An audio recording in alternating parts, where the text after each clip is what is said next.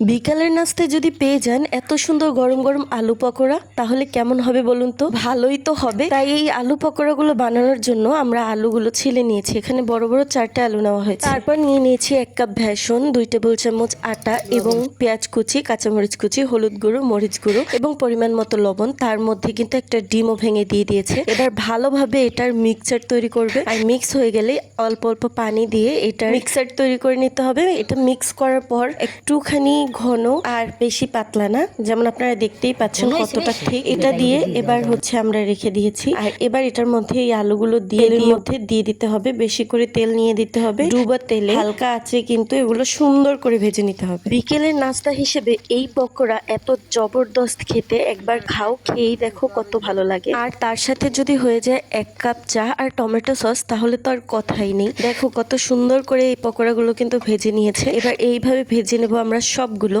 দেখো ফোনের মধ্যে থেকে ইচ্ছে করছে একটা বের করে, আবার সেই স্বাদটা নেই। আর এত সুন্দর করে এত কষ্ট করে আমার আম্মু ভিডিওগুলো বানায়, তোমরা দেখোই না? একটা মানুষের পরিশ্রমের তো একটু মূল্য দিতে হয়, না হলে তোমাদের পরিশ্রমের মূল্য মানুষ কিভাবে দেবে?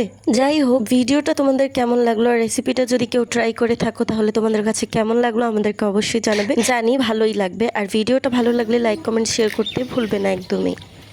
সেই